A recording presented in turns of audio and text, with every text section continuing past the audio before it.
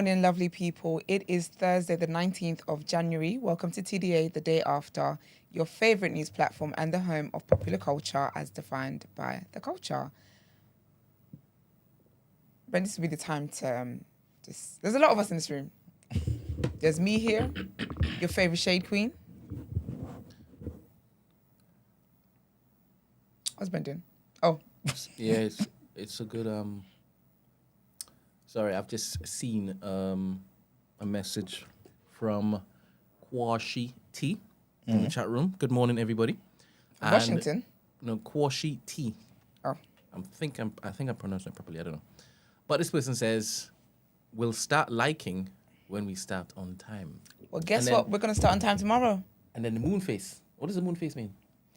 It means it's a shady face. It's like, get your act together. Okay. Cool. Noted. So why are we going to start on time tomorrow? What's the difference? Because we need to be starting on time anyway. The meeting needs to be had anyway. All right. So tomorrow we'll be here 8 a.m. even if it's, what was I say, even if it's just Brent leading y'all. We'll be that. But no, wait, sorry. First of all, Moonface, if you could just like the video. Listen, Moonface is a term of endearment, okay? That's what Sheldon's grandma used to call him. So, listen, Moonface, can you like the video? Thank you, on my account. And we'll start on time tomorrow. From tomorrow. Thank you. Marcus agrees as well. And so does Yusuf. But yes, they call me E-Man, the pro-black activist, TDA producer and news analyst, melanin jam-packed. That is right. That is right. It's the Nigerians here today, boy. Mm-hmm. How are we doing? Yeah, can't complain. Yeah? Can't complain. How are you? I'm good, thank you. That's it. I'm good and feeling great. Mm-hmm. All right, should we just get on with the show? Oh, wait. Like the video. Especially you, Moonface. I ain't never seen Moonface in the comments, you know. And here you are, here to call out our transgressions. But kindly like the video, guys. Subscribe to the channel. And also, go and check out our Twitter, the day after TNB. It gives a synopsis of what we're going to be talking about and also has a link. So please kindly share that with your timeline. And yeah, let's get into our first headlines.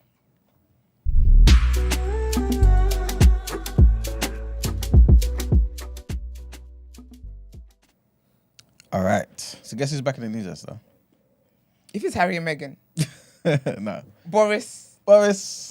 He's back, man. There's just certain people. Do you know, we've said certain people's names on here more than we've said the word black. Or than you said the word facts. That's true, though. It's crazy.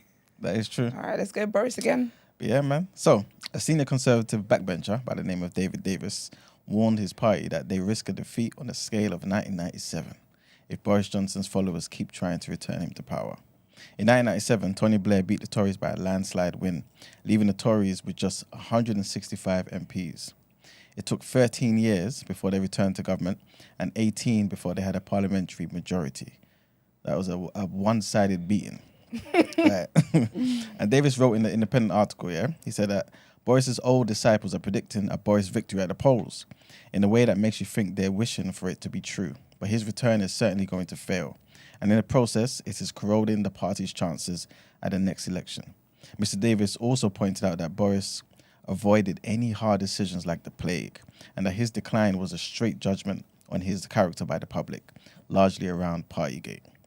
Polling conducted around the time he left office gave him a net popularity rating of minus 53%, which apparently is one of the worst ratings for a prime minister in modern times. It's crazy, man. I think we should stop asking Boris to come back. He's gone. Let it go. And just move on. They really don't want Sunak, innit? They really don't. But also, it's just giving, you know, that ex that just never shuts up. Like, I moved on. To be fair, though, Boris, I feel like Boris is minding his business. And the people just... He is. You know what I'm saying? His disciples want him. Do you know they called him back? They called a white man back from Jamaica. Do you know how much white people love the Caribbean? You know what I'm saying? Called him back from a holiday saying, can you please put yourself forward? No, I don't want to. I've left. That's a shame. And if he comes back, I don't know why people want him to come back, because if he comes back here, that man is going to do as he pleases. If you think he did as he pleased before, when you're begging for him to come back, the arrogance is going to be worse than Trump. Yeah. If he, you know, a part of me wants him to come back, yeah, just to see how insane the country is, right? Because if he comes back and he beats Labour again, that would be appalling. But I also don't want him to come back and lose. That's Just a disgrace, The Nigerian me, the arrogant side of me. I don't want. That's embarrassing. Yeah, 100%. I feel like it never happened. We can't, because he is that 20 years from now, my kids are gonna be in school, and the history question is gonna be, why did Boris Johnson lose the second election? It's gonna be embarrassing. But you know it's possible, isn't it, Manuel? Him coming back and actually beating Stammer. Yeah, Yeah, 100%. absolutely. 100%. That is crazy. I actually feel like he would, you know. Hate to say it. It's definitely possible. Can you hazard a guess what lie he would run the campaign on? Because it would need to be lies, right? Yeah, 100%. But there'll be lies on both sides, to be fair. But what would he say? Like, what could he win on? I just feel like he'd just be like, listen, I've done this before. I knew the mistakes. I've got more experience than this guy does. He's weak. I'm not. And I love this country so much. You know, people love this whole I love this country thing. Yeah. I love this country so much that I've come back a second time to lead us to victory. Yeah, that's true. I think he might lie about Starmer being involved in some type of COVID scam. Yeah, They all were. Saying Put them no contracts. Yeah, 100%. It may be something like that. I feel like Boris is so savage. I feel like he would even throw Rishi and let me about to call her Angela Valdez. What's her name? What's that other woman that was there for like 10 days and now she's got trust. That's it. He would even throw them under the bus. I feel like anyone could get it. Oh, 100%. 100%. To be fair, the country's already a joke. Maybe just for entertainment's sakes. Well, speaking of prime ministers, the prime minister, I should say, from New Zealand has resigned. It's a woman, isn't it? Yeah, it's a woman, man. Jacinda Ardern has announced she will quit as New Zealand's prime minister next month, saying she no longer has enough in the tank to lead. Ms. Ardern choked up as she detailed how 6 challenging years in the job had taken a toll. She will step down as Labour Party leader no later than the 7th of February, and there's going to be a vote in coming days to determine her replacement. New Zealand will hold a general election on the 14th of October. Ms. Ardern, who's 42, said that she had taken time to consider her future over the summer break. She said, I had hoped that I would find what I needed to carry on over that period, but unfortunately I haven't, and I'll be doing a disservice to New Zealand to continue. Ms. Ardern became the youngest female head of government in the world when she was elected Prime Minister in 2017 at the age of 37. And a year later, she became the second elected world leader to ever give birth while in office. I love it. Yep. She steered New Zealand through the COVID-19 pandemic and its ensuing recession, the Christchurch mosque shootings, and the White Island volcanic eruption. And this is what she said, right, in her parting speech. She said, it's one thing to lead your country through peacetime. It's another to lead them through crisis. These events have been taxing because of the sheer weight and continual nature of them. There's never really been a moment where it's ever felt like we were just governing. Ms. Ardern led the Labour Party to a landslide election victory in 2020, but her domestic popularity has declined to new lows in recent months, according to opinion polls. I am proud of her. I think she did amazing. When I think of how New Zealand handled the whole COVID stuff, she actually did really, really well. Yeah. I think her husband's like, listen, you're spending too much time away from the kids. To get yourself back in here. It's you know, it's a shame though, because I feel like some people may not focus on the achievements. Yeah. You focus on the fact that, she's a woman and now she's saying she can't do the job no more. That's you know what I'm saying? annoying. Even though she gave birth while in office, and she still did all those amazing things. That's what I'm saying. Yeah. No, man, she did well. She did really, really well. That's very inspiring. And the youngest as well. She made history as well. Yes, 100%. Love it, man. But yeah, that's the end of the headlines. Thank you. So I know you guys know our routine over here, but we're switching things up a little bit. If you guys like the video, we might go back to normal schedule tomorrow. But we're switching things up, so let's get into Word on Road.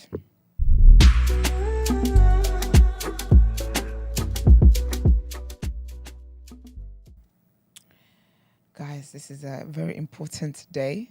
It's a very important day for Wizkid FC and 30BG gang, because our faves are going to be linking up. I could not believe my eyes when I saw it. So Wizkid is obviously he's going to be doing his Made in Lagos, what is the album called? It's not Made in Lagos. More Love, Less Ego. That's it. That album is just, anyway, whatever. We already know how we feel about that. But yeah, so he's going to be going on that tour soon. I might go to it, actually. I haven't seen Wizkid in a couple of years, but it's because basically I was part of Wizkid FC. Like, I basically led the UK branch of that. And I've seen him so many times that I know what to expect. It's not exciting for me anymore. I don't know, I'll see how I feel. But anyways, yeah, so he basically tweeted, no, he didn't tweet. He was on his Instagram He's yesterday. going to church every week. He's going to church every week. You. Yeah, what's I going to do anything? Jesus ain't Wizkid. I hear that, but if it is that you love somebody, you keep supporting them.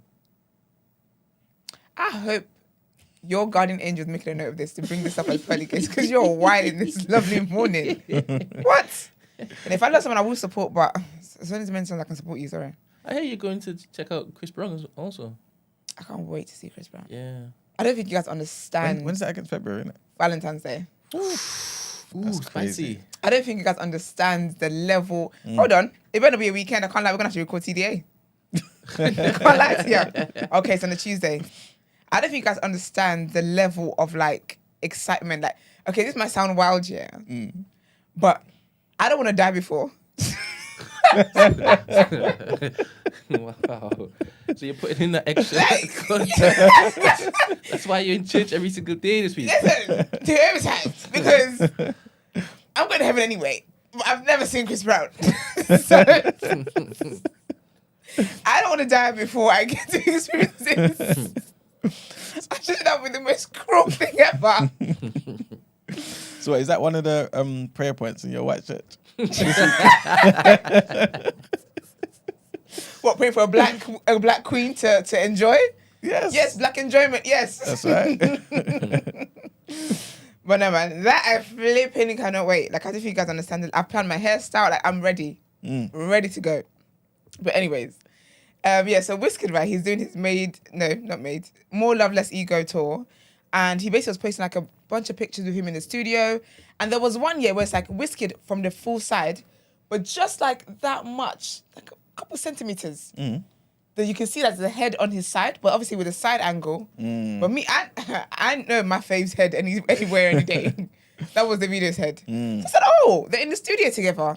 And then the next slide says, after my More Love, Less Ego tour, Davido and I are going on tour. Save your coins. I don't want to hear Pim. And guess what? You will not hear Pim. I'm ready. I'm ready to drop the coin, all the coins. I'm ready. Like I cannot wait. Do you know how amazing that tour will be? Yeah, it'll be sick. It'll be sick. Because the thing is that both of them, whenever they have tours, whenever they have concerts, they bring like everybody. Yeah. So imagine when they're bringing everybody for real this time. It might be like a Afro Nation on wheels, man. We just get Smade up in here. Every day I'd come here, I think of Smade. I'm going to message him today. Because honestly, it's going to be absolutely flipping amazing. It's going to be amazing. Sick. It's going to be amazing. Sick. Sprinkle, but they might as well just have Burner come in for a couple of songs. Yeah. But actually, I feel like this is going to make history. Yeah. It's going to make history. Yeah. For Africa in general. Because what I love about them is that both of them, more Davido obviously, but both of them kind of support other African acts as well. And Davido, he puts the South African artists on. I know people talk about that, my piano waving Afrobeats, blah, blah, but Davido's been doing that. I was listening to his catalogue the other day, and I was like, nah, this man, like, this was in like 2016, if that, 2015 even. And he was already teaming up with the South Africans, doing like on their sound. Do you get what I mean? On the Amapiano sound. So this is going to be flipping amazing. But I love it as well because obviously for years and years and years, they've been put against each other. Burna Boy, Wizkid and Davido. And so it'll be nice. It'll be so beautiful and so wholesome to see them all come together to do this great thing for Africa. Because all of them in their ways, Burna, Wizkid, Davido, have put like more than Nigeria on the map. Yeah. So it will just be amazing. Very, very wholesome content that will be. So yeah, someone else who's also enjoying good news today is Flo Rida. So basically, in 2014, he had a contract with Celsius Drinks. Yeah, Celsius Drinks, energy drinks, right? And he helped them. I think at that time, this company just started up, and he was part of that. And he was promised as well like a 1% stakehold in the company, and he helped like pushing like ads and whatever. Just basically collaborated with them to help push this brand or whatever. They started to make it, and they just cut him out. See? They just cut him out. So he took them to court in the May of 2021. He filed a lawsuit against them. Good. He said that they've broken previously agreed upon terms of a deal that what they made in 2014. And then initially he was owed, he said that he first claimed he was owed $30,000. But obviously as the company has grown, that's grown with it kind of thing. And then he said he helped this company. He said, I helped birth this company. And all we were looking for was some trustworthy people who acted as if they were my family. And then when it comes down to the success of today, they just forgot about me. And guess what? He has been awarded $82.6 million. Woo! It was worth it. Absolutely worth it. The pain was worth it. Absolutely worth it. And I love that for him. I absolutely love that for him. So that's amazing. That's a great win. They might appeal it or whatever, but I doubt it would get anywhere. To be awarded that, like that, he didn't get nothing. But so congratulations to him, to Flo Rida. And even before they even offered him the money, he was like, I'm just happy to just give me, what's it called? I'm happy to take 1% ownership. I'm happy to take 1% ownership. But I guess they just didn't. I don't know what that would have worked out to, but 82.6 million looks like a lot. So congratulations to him for winning that. And I love that, people can't be using, obviously I know he's black, so I'm going to just lean on the black thing while I'm here. But people can't be using black people to push your companies and push all these things. And then as soon as you get success, you drop them out. It doesn't work that way. Does not work that way at all. So yes, I love that for him. Congratulations to him. I did see on one of the blogs that posted the win, his baby mum was under the comments talking about, oh, that's good. So now he can start making excuses for his child's medical bills. But yeah, man, either way, it's still a win, and that's what matters here. A man who hoped he had a win is Tory Lanez. And he's back in the news because he's saying, so obviously they're appealing the decision, and ahead of his sentencing, which is meant to be in February. But basically, he regrets not going on the stand. He regrets not going on the stand. He regrets listening to his legal counsel's advice at the time that he shouldn't go on the stand. And at the time, basically, he was advised against going on the stand, which I think was good advice, to be honest, because he was advised against going on the stand because the prosecution, Megan's side, said that the state, said that if he goes on the stand, they are going to bring up the August Alsina fight and also the video where there was a video he did, a music video, where he's cutting a horse's leg. And apparently that was him taking digs at Megan. So they had a lot of things that they were going to bring up had he gone on that stand. Now, personally, I just think Daystar, you should be lucky you never went on that damn stand. But apparently, he regrets it. I guess because, when he wasn't on the stand, they lost, innit? Yeah, but he would have lost. But the thing is, what's mad is that if he went on the stand, I still thought he would have lost because, again, what the case was about, he did that shit. Yeah, Do you know what I mean? He did it. You possessed a gun where you're not allowed to gun, when you were not allowed to have a gun. You were in possession of firearm. You fired said firearm. Either way, babes. Daystar, you would have been seeing the same jail cell that you're currently seeing. But I guess it's when you're in a situation, you're thinking, oh, maybe if I had done that. Yeah, exactly. So I would have been reporting the same thing anyway if he had gone on the stand. I would be reporting, oh, he regrets not going on the stand. So obviously he's facing up to 22 years and 8 months if his sentencing. Actually, his sentencing is end of January, and then the appeal was next month, I believe. Yeah. So that's happened, and obviously he's changed lawyers now. He's changed attorneys, so he's got Suge Knight. Is it Suge Knight? Suge. I always say his name wrong. Yeah, he's got his lawyer. Yeah, Suge Knight. That's it. He's got his lawyer, but Suge's entered the chat from prison, so he's entered the chat. So if the man is bored, what else is he going to do? Yeah, it's true. Because I was thinking, why are you in it? What's it going to do for you? So basically, because obviously, I remember when I reported as well that he's going to be going with his lawyer, someone said, yeah, but isn't Suge in prison? Exactly. Yeah. So basically, he actually didn't represent Suge at that trial that got him in prison. Okay. Yeah, he didn't because apparently he had to stop because of some, he had to step out because of a personal situation. And then because of the technicalities of Suge's case, he was unable to go back. He was unable to get on the team after the fact, basically. So I'm just trying to find where Suge enters the chat. Sorry. But yeah, basically, Sugar was just in there. And he was saying how if it was a case where, you know, he had the lawyer that he had, he would not be in prison. He would not be in prison having this conversation with you guys right now, basically. Where? Oh, there it is. Sorry, here we go. He says, so he said, so this is what Suge said from jail. He said, if they let me have David Kenner, which is the Tories lawyer now, I wouldn't be having this conversation from prison with you. He says how basically Kenner had to step down from a hit and run case, from Suge's hit and run case, because of a personal reason, for personal reasons, and he was unable to return due to the stringent rules surrounding Suge Knight's pre-trial detention. And then he also told, Suge Knight's talking to Rolling Stone, by the way, while he's in prison. And he said he understands what Megan goes through, because when Tupac, he said he actually followed the case as well. So he said, I understand what Megan goes through, because when Tupac and I got shot in Vegas, I got a fragment and a bullet an inch to my skull today. They didn't remove it because they said if it was another inch, I'd have been a vegetable or dead. So I know what it's like when people say, you didn't get shot, this didn't happen, she's lying. He's like, they accuse me of stuff too. He said also though, he also identifies with Daystar Peterson. He says in terms of feeling he received misguided legal advice and wanting a new trial, he said if he's guilty, that's one thing. But if he didn't have the right person representing him to get a fair shake, that's another thing. But he says, then he gave us an insight as to how Tory's living in prison. Sugar's a little... Was he?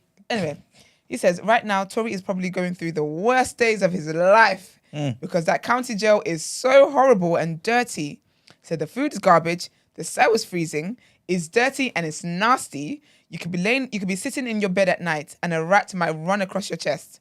Or it might even bite you. He says roaches be all over your bed. It's crazy. Oh man. Kills me, man. People are too funny. But yeah, so we'll see what happens with that anyway in terms of Tory's appeal and all that stuff. And obviously he's facing deportation back to Canada as well. But he can make music from there. He just will never be able to have another show in America. And all the states that America has, that's a big income he's losing out on. Actually, I don't think he'll be allowed here either. We'll see. And then my last bit of news, positive, is that Tommy Fury basically dropped hints that Molly Mae may have given birth to a lovely, beautiful girl. Oh, nice. Yeah, so in his... I need to change some of these sound effects. Yeah, that one goes on for way too long. Thank you. Yeah, so basically he had an Insta story and he says, exciting time with my girls. And it's a picture of like Molly and she's like drinking coffee. And obviously, you know, pregnant women can't really drink coffee. So I guess that's as hinty as it gets. But yeah, so he said, what's it called? Exciting time with my girls. And in the pictures, well, she doesn't look pregnant. Do you know what I mean? She doesn't look pregnant in the picture. Yeah, so it's just beautiful, man. Because she was due end of January, to be fair. So, you know how babies come. Sometimes some of them are so eager to come into this world. But yeah. I guess it's only 2 weeks before, innit? So it's still full time, innit? That's still full time, yeah. So so congratulations if that is true. Congratulations to Molly and Tommy. If it isn't true, wishing her a safe, healthy, and beautiful birth. Yeah. But yeah, guys, that is all from me today. Let's get into our next headlines.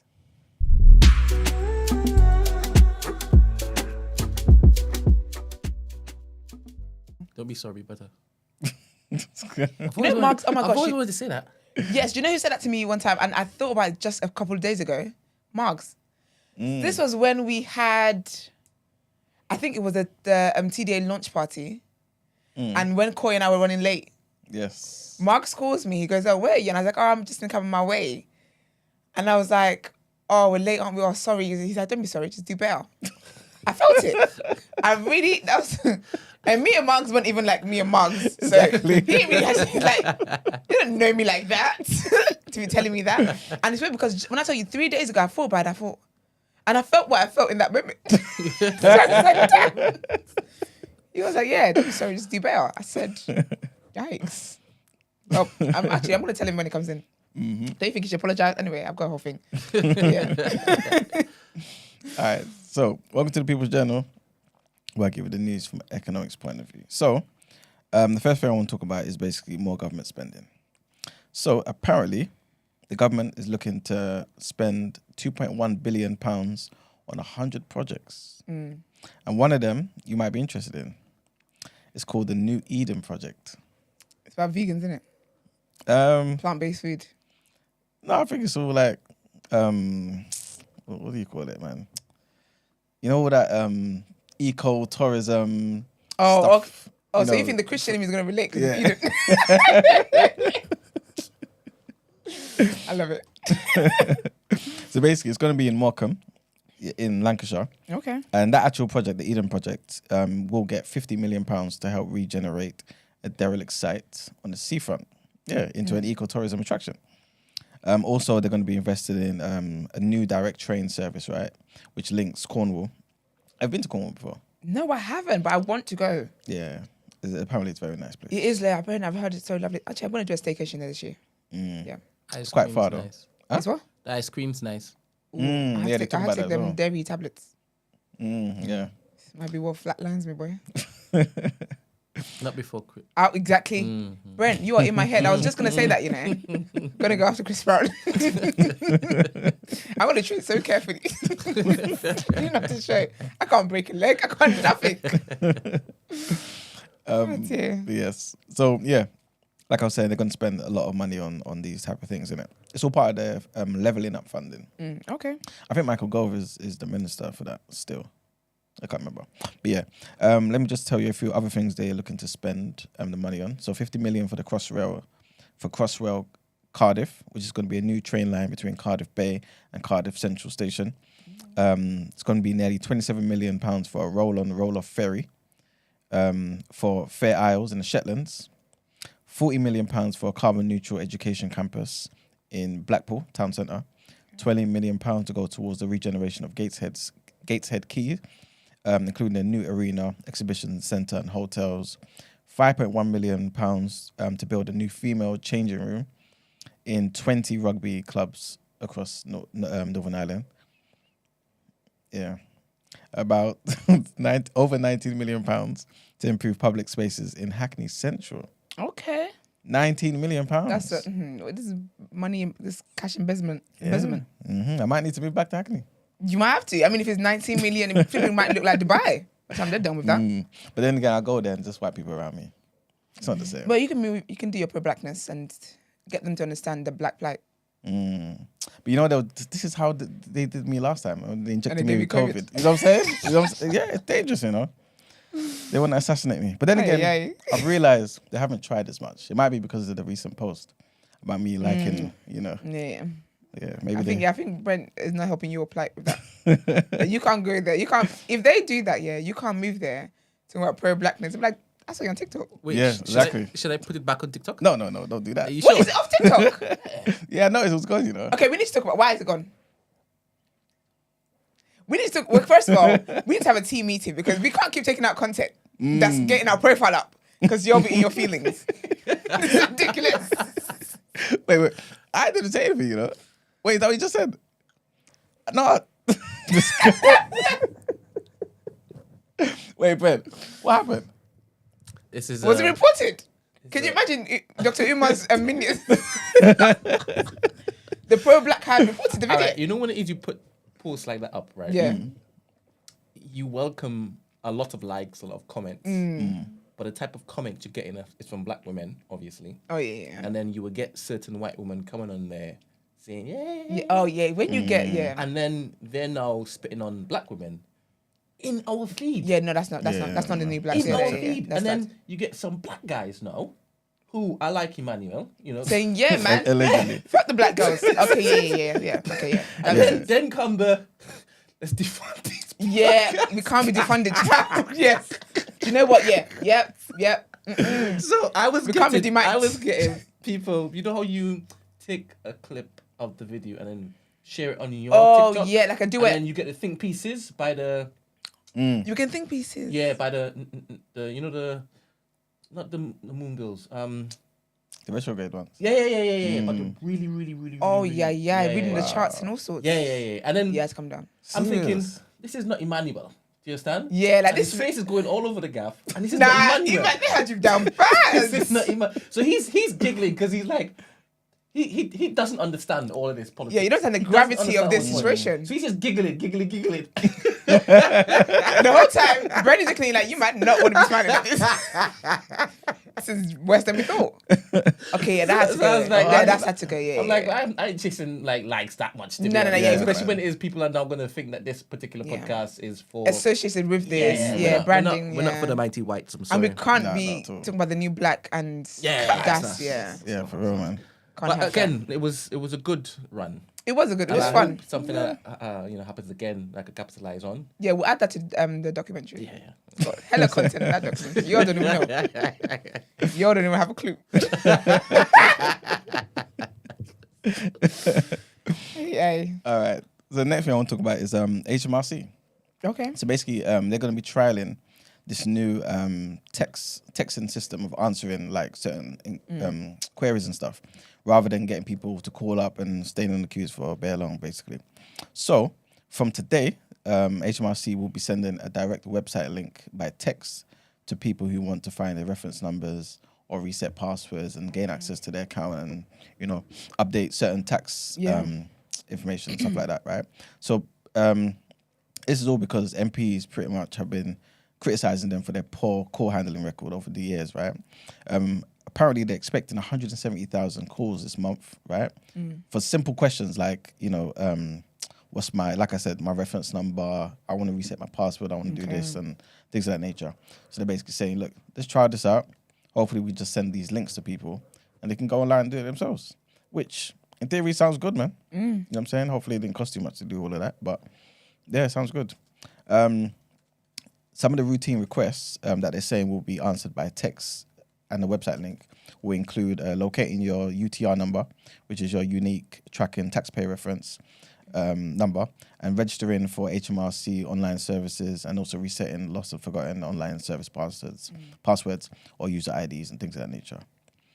Also, callers will also be given the option to receive an online link or speak to someone to deal with certain inquiries, such as help if you need help filling in tax returns, getting your NI by letter, or if you want to request like income or employment history and things of that nature. The more complicated stuff. Yeah. You know what I'm saying? So yeah, it seems like I said on the surface, it seems like a good idea, man. So hopefully that does reduce the call waiting times. Have you received any tax rebates recently? No. Am I due one? Because I would like some. I literally was thinking, when you were talking about, when you said HM, I was thinking, nah, can you call them and be like, hi, I just want to check that all is right. Am I due some money? You can, yeah. I will. I hope I find someone just like, you know what?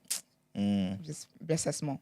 And you know the thing is, there's so many different things that people don't know they can get certain rebates on. Okay. Like, yeah, man. Just something like uniform. So say you wear uniform at your workplace, right? Damn, I don't.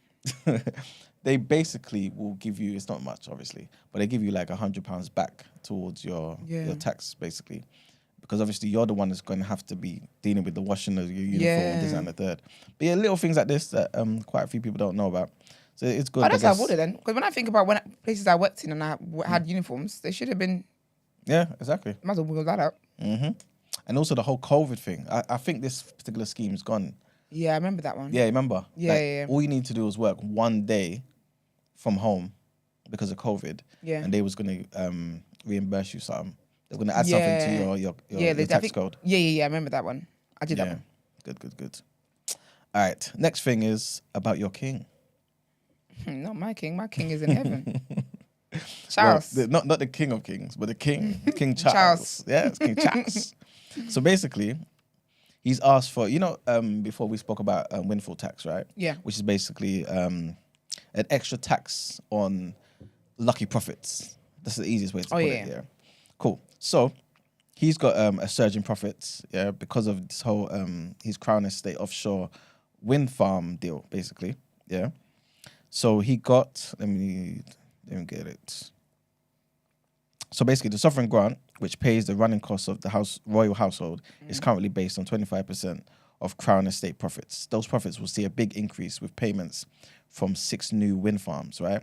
So basically, he's asked for a surge in profits from a £1 billion per year Crown Estate offshore wind farm deal. So this deal, because of all the increase in all that type of stuff, that he's going to benefit from, profits are going to be from a £1 billion per year. But again, he's not trying to keep it. He's volunteered it. He said, yeah, I want this to be used for the wider public good. Yeah, but who's giving the power to? Because people that he's giving the power to, they're already not spending the money properly. This is true. But, you know, just to be fair to him. But that's really good though. Yeah, it that's is. very good. It is. Because other people ain't doing it. Yeah, exactly. You know what I'm saying? Look No, how I everyone rate had that. to force. They had to force every oil, gas company out there to, you know. They're not doing it. There you go. No, pick up Charles for that. That's that's a noble thing. Yeah, man. So, you know, we are quick to criticize these people sometimes. So it's good, like you're saying, to give him some praise, you know what I mean, for doing something decent. And this is the last thing. Labour, the other day I spoke about Nadhim Zahawi, right? Yeah. And his whole tax affairs and stuff like this, right? So Labour has basically called for an inquiry into whether he broke the ministerial code or misled the public over his tax affairs during the time that he was Chancellor, even though he was Chancellor for like a few days, I think it was.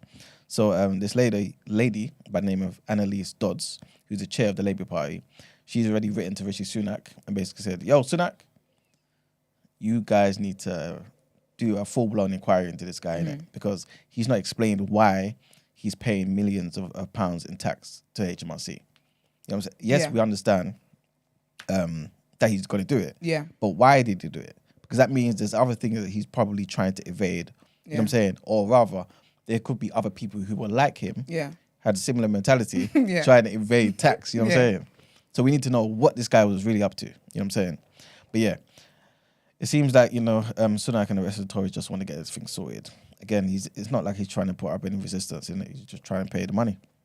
But Labour, you know, they want to do some stuff. So and they have a right to be fair. So yeah, good on them. You have to hold these people to account. And the very last thing I want to talk about is it appears that Education Secretary Gillian Keegan has claimed that almost every newly experienced teacher and 40% of experienced teachers will actually get paid rises of up to 15.9%. Yes. Okay. That's what she's saying. She was asked about it on BBC Breakfast about teacher pay increases in England and stuff like this. The thing is, I need to look into this a bit more because teachers in England were offered an average pay rise of 6%. So how she's come out and basically said they're going to get up to 15.9%, I feel like it's one of those, some people benefit from it on technicality type thing. But again, I don't want to misspeak. And so I want to look into it a bit more and then give you guys more information on that. But if she's right, then I think it's a beautiful move, man. You know what I mean? The teachers, they work hard. So yeah. Don't you find it interesting that they have to fight for this particular raise as opposed to it just being given by default? Do you know what the thing is though, yeah? If you don't complain, you don't get fed. Yeah, it's one of those things, man. Because they'll just feel like you're content. You know what I'm saying? Like you're doing the job out of love. You know what I'm saying? Yeah. So that's what it seems like, innit? But, you know, what can you do? Crazy, man. Yeah, but hopefully they, you know, they get their money and whatnot. But yeah, that's pretty much it for the People's Journal. Are we doing headlines next? Yep. Let's go into headlines. Going to the next headlines.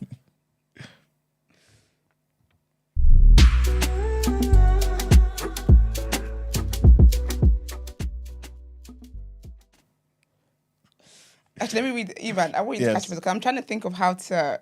I don't know if I want to shame this person. Okay. Or if I want to, I don't know. Wait. Yes. So no. I'm gonna let you two read it. I'm gonna read the next headline. Okay. So go in the group chat quickly. Okay, cool. While I do this. This is about the Brexit, right? Yes. All right. Let me tell you guys the headlines. So Brexit ministers clash with MPs over plan to scrap EU laws. So ministers have clashed with opposition and Conservative MPs over their plans to scrap EU-era laws copied over to UK law after Brexit. The government's retained EU law bill will see thousands of laws expire automatically after December unless they are specifically kept or replaced. Some MPs have raised concerns that the deadline will rob Parliament of a meaningful say over what is changed. However, the suggestion by Labour to extend the deadline to 2026 and a cross-party attempt to give MPs a bigger say over which laws are ditched was denied. Speaking in the Commons, Shadow Employment Rights Minister Justin Madders said pushing back the deadline was important to ensure vital regulation did not cease to be law by accident. He added that the December time limit had been plucked out of thin air, branding it a deadline in search of a headline. A sentiment also shared by Liberal Democrat business spokesperson Sarah Onley. Alderney. Same thing. The bill was given final approval by MPs on Wednesday, but is expected to run into significant opposition when it heads to the House of Lords for further scrutiny in the coming weeks.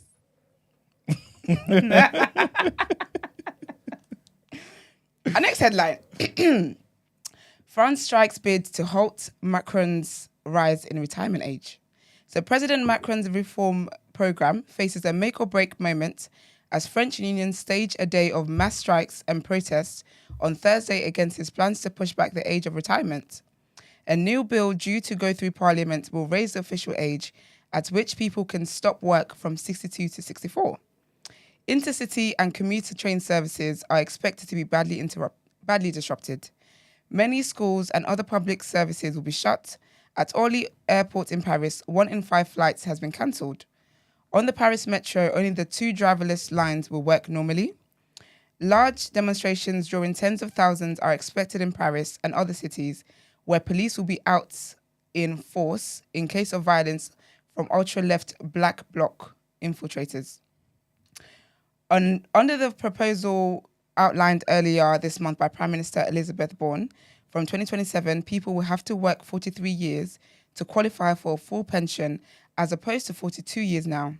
Held by the government as a vital measure to safeguard France's share-out pension system, the reform is proving deeply unpopular among the public, with 68% saying they are opposed, according to an IFOP poll this week. All the country's unions, including so-called reformist unions that the government had hoped to win its side, have condemned the measure. So have the left wing and far-right oppositions in the National Assembly. And our last headline in this section is Zelensky. This makes me think of the Afrobeat, artist. But yeah, so Zelensky speaks on fatal helicopter crash. So Ukrainian President Volodymyr Zelensky has said there are no accidents at wartime after 14 people died in a helicopter crash in the capital, Kiev. Ukraine has not claimed Russian involvement, but Mr. Zelensky told the World Economic Forum in Davos the tragedy was a consequence of the war. Interior Minister denies Monatovsky died alongside several colleagues. Mr. Zelensky also used his video address to urge allies to quickly send more weapons before new Russian offensives. The time the free world uses to think is used by the terrorist state to kill, he explained. The remark was interpreted as a request for Germany to hurry along a delivery of its much-coveted Leopard tanks. Berlin has reportedly been unwilling to send the vehicles unless the US commits to providing its own Abrams battle tanks. The UK recently pledged to send a number of its own tanks to Kiev. The head of the NATO military alliance said at Davos on Wednesday that Ukraine could expect to receive more support, more advanced support, heavier weapons, and more modern weapons. What segment are we going to next? What segment is next? Might as well go to work a joke. All right. Let's get into work a joke.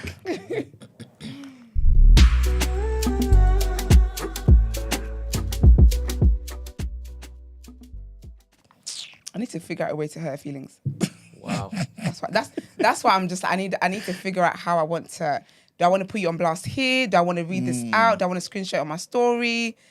Do I what approach can I do to sting your little heart?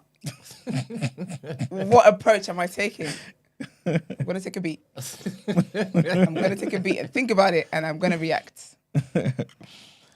Oh man. Okay, guys. So, welcome joke. So this one, might be a very short one. Okay. But I definitely want to hear what you guys think about this. Yeah. So, this is actually a concern by certain experts, right? Yeah. And basically, what they're saying is, I guess they're looking at it from an economics perspective in terms of, there's going to be even more inequality in this world, right? Because if this thing occurs, which I'm about to say, then obviously it gives them more time to add to their portfolios and whatnot, right? So basically, this is a concern. And tell me if you think this is legitimate or just white people wasting everyone's time again. Okay. So basically, they're concerned that billionaires will soon be able to use their vast wealth to drastically increase their lifespans. Say it again. So they're concerned, that these billionaires, the rich of the top richest 1%, they're going to soon be able to use their wealth, right, to increase their lifespans, allowing them additional time to add to their billions.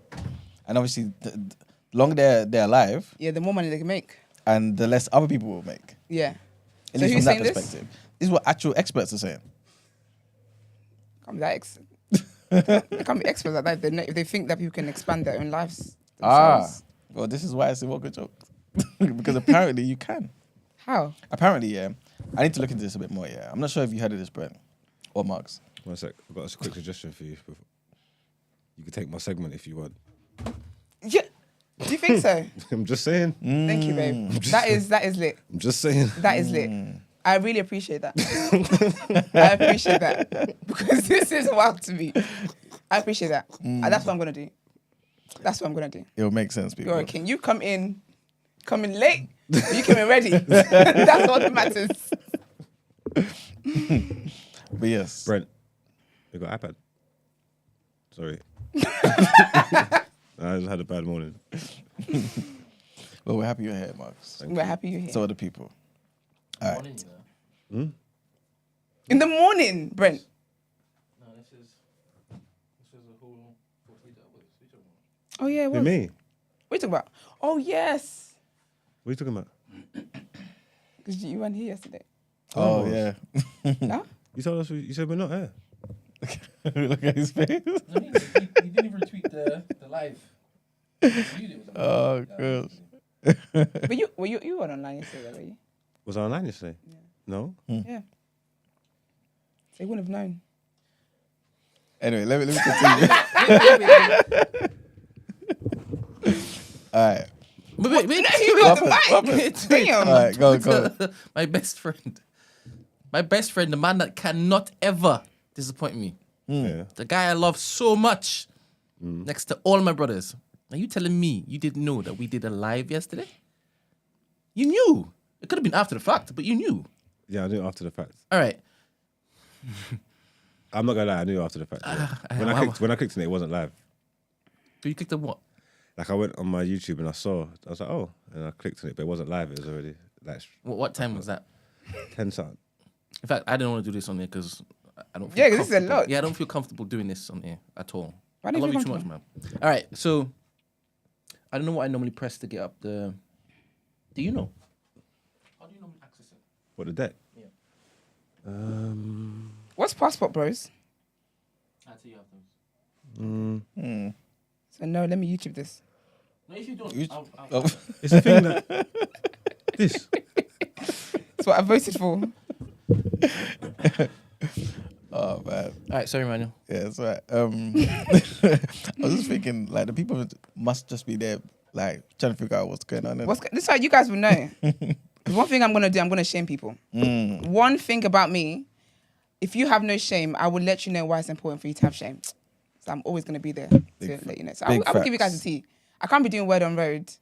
And word on road that concerns me, I'm not going to put it on road. I'm telling you, it's true. It will make sense, don't worry. Patience. Like the video. Do you know what? Yes, there we are. If you guys like the video, I would spill to you the most stupid DM I just got in my life. Yeah. I'll read out word for word, bar for bar. Well, if you're going to read it out, Yeah. do you want me to put it up on the screen? Oh, yes, you guys said they can read with me as I go along. Absolutely. Cool. You got the screenshot. This is what we do at TDA, you know. This is what we do. We give you the content. And I hope it is that we are not forcing you to do this, by the Brent, way. I told you that the whole time I was sitting here, I was thinking, how do I respond to this? Because of all the people that have temerity to talk to me, you don't. You don't. I'm aware, but right now... No. This is how I'd react any other day. Trust me. Are you sure? Yeah. Because I was really going to jump in my group chat and get my girls as well, but All right. it's fine. I don't need to do all of that. I don't need to do all of that. Okay. All right. So, like I was saying, walk a joke here. You've got some experts out there who are actually legitimately concerned, Yeah. right, that the richest of the rich, right, may find ways to expand their lifespans, which will further exacerbate inequality. Mm. Do you feel like this is a legitimate thing, firstly? Or do you think this is just why people are wasting our time again? No, people are trying to do it. Yes, yeah. Why do you say that? Because I've read it. Okay. Yeah, but yeah, and also like clinical research trials, them medicine people when they're doing stuff, they've been trying to reverse the aging process or see if they can stretch out the cells and these kind of things. They've been.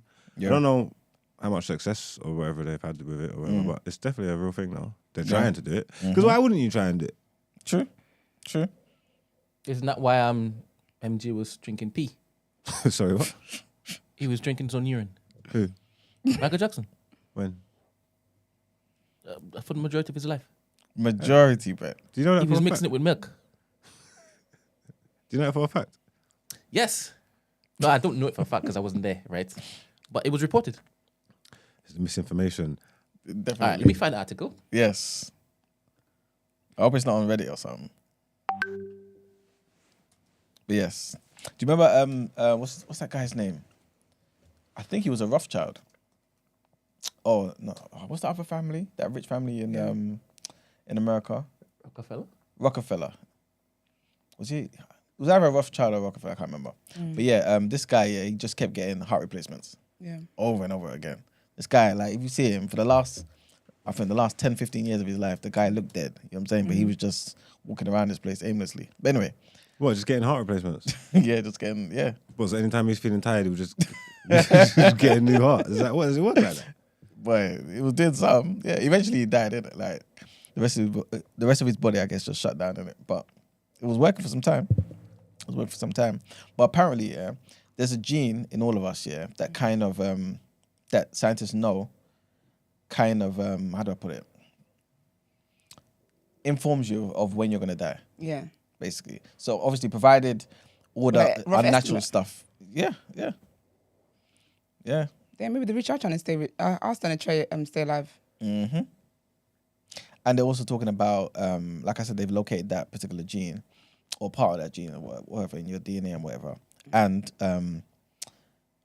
they can extend it or do something, yeah, to basically, yeah, to just prolong your life and stuff. So if they were to do that, yeah, would you guys do it? Nah, man. What if it glitches? I don't know, 'cause I feel like things that are man-made, yeah, they have a chance of not working properly. What if it's me, it decides not to work? It works on properly for everyone, and then it's just me that it starts to... But yeah. I can't put my faith in the hands of man. I can't find any articles. Nothing showing up. Let me retract that. I don't think Michael Jackson drank his own pee. Massive for half his life. So done. Oh my gosh. How about MG? Yeah, this is what I'm saying. You've done a lot about Michael Jackson. Would you see like in the movies or like the fantasy thing? Would you let someone make you a vampire? So I can live forever? Yeah, because it's technically the same kind of thing. Nah, man. It's too associated with evil. Because when is it that you turn to human again, and then that's why you're like old and all wrinkly and stuff? If you're a vampire?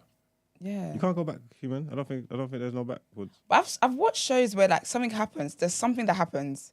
Some overzealous kid somewhere does something, and then now you lose your powers, or whatever. And now you turn up like this 5,000-old man or woman. I can't remember what I'm thinking of. I'd be Highlander though. What's Highlander now? He can only die if you chop his head off. Yeah, and it has nothing to do with like a man or a woman biting my neck. Right. Yeah, but if you're a Christian in this day and age, they're getting beheaded all over the world. So it might happen quicker than you think it might. So you guys wouldn't want to prolong your life by artificial means? No. I'd try it. Yeah, why not? Okay. Would you try it at the age of 40? Or would you try it only when you hit like 80? Damn bad. Well, bearing in mind that if you're 80, you stay like an 8-year-old. Yeah, you got to try it earlier. All right, so like Esther was saying, what if it goes wrong? Would you, are you prepared to risk that? What if it If it goes wrong and then... gives you shorter instead? Yeah. Or you just die instantly in surgery. I mean, if there's people who've tried it before me and and the death rates are higher, then I don't think it's for me. But what if you're the guinea pig? What if you're going out there early and you don't know what the success rates are? This is it, man. Yeah, if there was like a lot of danger behind it, then nah, probably not. Because I don't know if it's worth the risk. If it was just it might not work, or it could poison you, what do they do? Like just like shoot rays into your genes? I'm not too sure, I'm not too sure. That's what it would be like. Basically something like that, I guess. Because they can't be injecting you with nothing or anything, can they? Unless whatever they inject you can directly go to the to your DNA, the genes in your cells, and I don't know. I don't know, It's slightly it's not worth the risk. Why would you want to live forever? Huh? Why would you want to live forever? I don't know. Why do you want to die? Is it forever or just for a long time though? Because forever is. I wouldn't want to live forever though. Why wouldn't you want to live forever, Manuel? I think it takes away some meaning, like some of life's meaning, I think. You know what I'm saying? Because I feel like having a time restraint on certain things, understanding that allows you to get certain things done and also to appreciate what can happen in a particular life. You know what I'm saying? Living forever, like, you can just take your time and do whatever. You want to appreciate certain things. You can just get it again. You know what I'm saying? Yeah. So, if you had to choose how long you'd live, like how many years would you pick? Because back in the Old Testament, it was close to 1,000 years, isn't it? Yeah. Some of them. True, but they might have been bored, Like, I don't know if they had all the activities we got today. So you definitely know they didn't. Exactly. Do you feel like they actually lived to that age, though? Of course they didn't. I wouldn't want to live that. It gets so boring. Oh, so you think it's a lie? I don't know what the reason is for them to say these things. But I've seen. I was talking to Emmanuel today. It doesn't matter. I've seen some of these old people at 80 and that walking down the street, and it looks like an ordeal. Yeah. So let's just say 250. I don't know why would you even function? That's not possible. I'm interested in though. Like in the Bible, the early people, they lived for like 700 plus years, and I'm so interested to know what it was they looked like. Because I don't think it would be like, in my mind, how a 700-year-old would look. And when I think, and I'm like, do they live 24 hours a day? Did each day actually consist of 24 hours? Because when I think about like Abraham, when did he have a baby, like 100 or something like that? Yeah. What? Do you get what I mean? Like, what did you... So was their 100 equivalent to like our 25? I think everything was the same, Because living 900 years is wild. Yep. That's what I'm saying. Do you feel like they actually lived 900 years? Because maybe it might have been, I don't know, people, for example, a group of people in their lineage, for example. Yeah. Let's just say 4 or 5 generations, their collective age. Yeah. Maybe. I don't know. No, because it gave like individual names. Yeah, true. But it could be like a surname. Nah. Yeah, it could be. Nah, because it would say like this person, it would tell you a story about this person and be like, he lived on to, do you know what I mean? So it was like he, not they, or anything like that. True. But it's just like Adam, though. In the Bible, like Adam just means like man, innit? So it's not necessarily that you're talking about an individual. You know what I'm saying? And I think that they physically aged slower. Yeah. Okay. Especially the ones that were living hundreds of years. And I do believe that people live longer back then. I think as evolution. What happened? I said Mark is going to be one tall old man. They've never seen a tall elderly person. It's that kind of bend, innit? No, you wouldn't, I told you guys about the man in my church. He's like 80-something. Big up Malcolm. 80-something, where he looks like his skin is so good and he's so tall. Like, I'm like, and he's proper like. Mm. I mean, you might have to have some knee operations and stuff around the time, but he's proper sturdy. Like he's like firmly planted. Is he taller than Max? About the same height, you know. He's definitely 6+. Yeah. Oh, that's good. Sick. Well, I think we should get into topic of the day. You know? Yeah. All right. Let's get into topic of the day. This has been everywhere.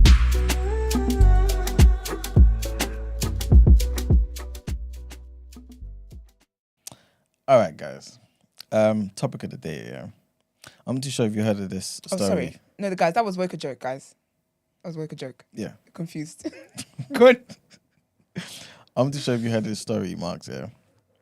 But I'm going to read out parts of it anyway to give some much needed context. So basically, yeah, the FA has revealed a string of offensive racial remarks by a guy called John Yems, right? But they still concluded that this guy, who's the former Crawley manager, is not a conscious racist. So he's unconsciously racist or subconsciously racist. Either way, he's not a full-blown racist. It's not as bad, right? And basically, they conducted this particular case or whatever. He admitted to one charge and was found guilty of 11 others, right? Which was relating to comments that referenced either ethnic origin, color, race, nationality, religion, belief, or gender. All of these things, you know, he's just habitually touching on, right? But they're saying he's not racist. Yeah. He only admitted to one of these things. But I'm going to read off what he's basically done, yeah. So, they did this whole thing, went before a panel, and the FA panel basically concluded, yeah, that this is what he was doing. He described Muslim members of his squad as terrorists. Yikes. This guy is not consciously racist. He's deliberately mispronounced the second half of Arnold Schwarzenegger's name to emphasize the nigger, right? But that man white. Who? Schwarzenegger? Yeah. Yeah, but he just wanted to say it amongst his people. Any yeah. excuse. Yeah, exactly. How do you mess it up? It says Schwarzenegger. Yeah, but he was doing Like Schwarzenegger, nigga. You might have even done, nigga, one of those ones. So yes. Can you imagine? Also, he used a racial stereotype to a black player of African origin by asking if he liked jerk chicken. Oh, yikes. He told Muslim players that your people blow up stuff with vests. He said that an Iraqi youth international at the club would probably blow up the stadium. Anyway, he repeatedly made comments about another player carrying a bomb in his bag. You only got 18 months for these offences. You're not even done reading. Yeah. He called one player a curry muncher. Okay. And asked if the player was unhappy that they did not serve curry pizza. What teams he manage? Crawley. What league they in? League 2? I'm not too sure, you know. So he's living in the big I'm boy not too leagues. sure. No. They're in He's the talking football. like They're in the football league, though, isn't it? Yeah, Oh, no. you know what? Let me do a quick one Googles. sec. And the last thing he said, he made a remark to one player about how dark his skin is on his return to Crawley after representing Grenada. So, I guess. So the guy went to represent his team that he's a coach of in a hot country, and he came back and cussed him for tanning. Yeah, they are in League 2. Basically, League 2. What's League 2? Is that like It's a it's not League professional- 1? He's is in the it? football league. No. That's professional enough. Professional thingy. Okay. Yeah, Yes. man. Yeah, so the 63-year-old was charged by the FA after he made the 16 alleged comments, like I said, between 2019 and 2022. Like I said, the FA said in its finding that we regard this as an extremely serious case. We have accepted that Mr. Yems is not a conscious racist. If he were, an extremely lengthy, even permanent suspension would be appropriate. Nevertheless, Mr. Yems' banter undoubtedly came across to the victims and others as offensive, racist, and Islamophobic.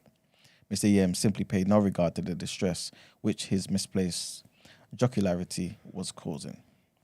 So, They're saying it's banter.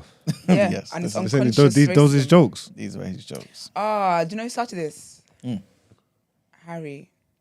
His interview with ITV was banging on about unconscious racism, and now he's giving them a chance to use. I knew they were going to use this for their own good. You see? Because how more conscious does it need to get?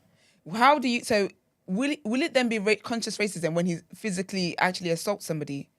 Do you get what I mean? He's saying all these hateful things, these crazy stereotypes, and that's unconscious racism. That's very conscious. Again, you see, when it seems like we're making strides. He's not getting charged. He's just getting banned from that particular for 18 league. months. Yeah. He's not even fired from it. He's gonna come back and have the same, just say the same things. Probably gonna spend these 18 months learning more words and learning more things to say. He's got more. Is he even unpaid leave? I bet he's not unpaid. I'm not too sure about that. You know. How come he got a thing anyway? Who was a whistleblower? Could have been any of those. Yeah, one of individuals. those. The one that was upset about the curry pizza. The one that came from Grenada. I would have been the one. If I came from Grenada after I just helped the team, I'm definitely going to be whistleblowing. How Crazy. cheeky is that? How can you call the Muslim people in your team terrorists though? How can you say he's got a bomb in his bag? This guy is amazing. And that's unconscious racism. He's definitely conscious of it. After that, Very. there's so many different examples of it. Like, and even if it is banter and he thought it was funny, it's still like racist banter. Yeah. So you still know what you're doing. Yeah. If that makes sense. Even if you're trying to laugh it off, you still know the content of your jokes. 100%. You know what I'm trying to say? So how can he be has it unconscious? It's the decision that he's decided. Like that's his style, isn't it? That's what he decides to go with. That's crazy. How do you feel about the FA? Like how they've dealt with this though? Like, do you see them in a different light, or do you feel like, you know what, this is something I can expect from the FA though, based on maybe other things that they've dealt with other clubs and other racist things? I don't even know how the FA works, but the as far as like with anything to do with racism, I don't think the FA are serious about anything. Just gonna do all them dumb campaigns and make people wear t-shirts and shit. You know what I'm saying? And put badges on or whatever it may be, but they don't really care. All right, and also in terms of like the whole unconscious racist thing, do you feel like, him aside, there is a point that could be made that there are some people who are just unconsciously racist? How does that present itself? What does it look like? Maybe they ask. If there's a bomb in your bag. No, obviously that's a bit of an extreme. But like, for example, the guy that went to Grenada, talking about how dark he is.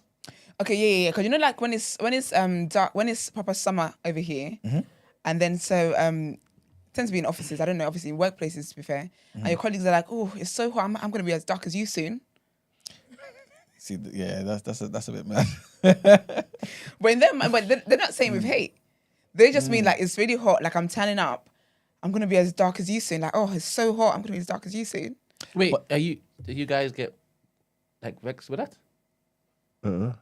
Wait, what happened? Who said that to you? Like a white woman. That's not racist though, is it? That's what I'm saying. I feel like that would be unconscious racism. What type of wait. What type of relationship do you have with her? Colleagues, just like colleagues, and you know, just work. Do you have any white friends? Yeah. Do you kind of skirt the line with your humor Of course when not. it comes to racial issues? No. How about you? In what sense? Could your white friend get away with saying that? I say get away in air quotes. Oh no. Oh, is that what you mean? Like, I thought you meant that. do y'all point out certain things about your culture or your ethnicity? Yeah. And kind of lean into it as friends? I'm just how I am with all my friends. So they know that I'm very. My friends know I'm very Nigerian. They know I'm proudly African. You know, I get what Brenton Are means they though. allowed We to can make Nigerian jokes? No, 'cause you're white. So Do basically, you you say make you white don't make jokes? white jokes. This is what he's saying. No, my friends know. My white friends know. Okay, how about you? Yeah, of course. So if they- Manya? I'm still trying to find some white friends. Come back and let's see. So do you mean like, do they have permission to make black jokes with me because I make white jokes with them? Yeah. No. And when I say black jokes, Like Kevin Hart, Dave Chappelle type jokes. for example, right? For example, the friendship, if they right? have a house party, right? Yeah. And I turn up late, Yeah. and then somebody else makes a comment whilst they're in my presence. Okay, yeah. Oh, look at you strolling in at this time. Yeah. And they'll kind of look over and they just kind of bend their head. Are they allowed to do that? Yeah, because I used to be the late one. But I don't know if that was associated with being black. Oh, it definitely was. Probably. It's black Yeah, people it time. was. Yeah, that's what It it's was. called. Because seriously, one time I remember actually, we got my friend Jaden. One time we were meant to go to a concert. Yeah, I think it was Nicki Minaj's concert with Trey Songz, right? She lied to me about the time. She said to me they were leaving the house at a certain time because she was like, "Lefty, we're gonna be so fake." So then I ended up getting there at the time that she really wanted me to get there. And she's like, you see? And then when I got there, I was like, oh, let's go. She's like, no, we've got time to kill. Because I was always late. So I guess, yeah, but they never linked it to my blackness. They just knew that, I always find it funny I'd be late. how other people kind of have their dynamics with their friends from Caucasian different friends. races. Yeah. Like if it is you had an Indian friend or whatnot, like what can you kind of get away with? Actually, Because a lot flies around me, as in from my mouth. no, I'm lying. And when they try to do it back, like I play on the fact that I'm fake, like upset. Oh, do you? That's a brand for you, isn't my it? mouth. Actually, I think light jokes, yeah, because my friends are like, they're not pure white. So they've, in their cultures, well, like say Turkish or Cypriot or whatever, they've got their own like little stereotypes in their culture. And then we laugh about that. And then we laugh about, my black jokes as well. But it's nothing offensive. Wait, so Because they don't think they're white. Yeah, exactly. So I'm saying, That's true. yeah, but if you're not black in my book, you're white. But like, do you get what I mean? no, So I'm saying making sense. So they laugh. You all laugh about their cultural differences within their own race. Yeah. But they don't. I'm talking about them firing like stigmas and stereotypes to you. No, they don't. All right, cool. But I don't do that to them either, though. Ah, If you fight on yourself, I'm definitely What do laughing. you It's joke funny, about, man? LOL. what do you talk about? Don't worry, my friendship are flourishing. Is it spicy though? Of course it is. It's a years-long friendship. Oh yeah. Years. Oh, Yeah. I've known him since like back in the day. cool. My You don't have boss. any friends other than black friends, right, Emmanuel? Yeah, I think so. I'm trying to, like I said, diversify the portfolio and stuff. No, you're not. You're not trying. Trying. Yeah. I don't even believe that. But where you work, there are a lot of like Mixed. different peeps, no? Yeah. Do you talk to them? Yeah, of course. I'm not that bad, I'm just joking. Yeah. I've got white friends, I think. Yeah. That's what I think. And Asians and Your white friends are watching this thinking, damn, Polish. we don't think he doesn't think we're that relevant. Do you think it's more damaging us leaning into the whole African and Caribbean back and forth differences as opposed to having white friends and then leaning into the racial stuff? say that again? For example, you'll have no white friends or Asian friends or whatever, right? Deep ones. I know you're trying to basically tell people that you're trying to diversify your portfolio, but you're not. But you have Jamaican friends and Trinidadian friends, and you would banter with them about the stereotypes attached to that, right? Do you think that's more damaging than the outside of the camp insults? No. Because I think amongst ourselves, there's an understanding this is family. You know what I'm saying? Like, we're all the same to some degree, but there's differences there that we can laugh at. Like, there's an understanding, there's no malice there. You know what I'm saying? Like, I like, for example, let's just say white people joking about black people jokes, right? Or joking about black people. There's a history of just, like, real hate. You know what I'm saying? It's kind of like a Jew bantering with a German person. You know what I'm saying? Or a German bantering with a... No, But there's been in their own culture. There's been times when, like what you're saying, like the clash and going against each other could feel like malice, and it's just that it's not true. seen. It's not seen that way because it's not from a white person, if that makes sense. But it can be seen as malice sometimes when people are going to get like Caribbean and Africans and that. Yeah, when Or there's like, proper anger, back yeah. in the day, the way people used to talk about like Somalians and that, they're African. Yeah, true. You know what I'm trying to say? Like, they're black people. Like, and that was from within your own culture, from your own people, and that did seem kind of malicious. What, are you saying even the banter as well, though? Kind of, yeah, to a certain extent. Like, yeah. Because I think from my perspective, I'm seeing it as, if it's banter, there's an understanding that it's banter. We're kind of laughing about it. You know what I'm saying? Sometimes But- it's not, though. That's the thing. I guess so. I think, personally, I think the one we do to each other is worse than what the whites do to us. Because I feel like we are collectively hated by the whites anyway. That is so sad. I think it's very sad to see. It's piss poor that we hate on ourselves as well. Because the thing is, it's not banter. Do you get me? Obviously, when we're in this room, for example, and I'm like, oh, Brent, your people, or Margs, whatever, we're joking. There's love there. But with the wider society, people generally have these mindsets. A lot of Africans are like, no, don't bring a Jamaican home or don't this, whatever. Do you get me? Like, these things actually run true to people. Like, they genuinely mean it from the depth of their spirit. And for me, I think that is worse because as black people, I think obviously there's moments where we all band together, where we know to come together for, against a situation. Yeah.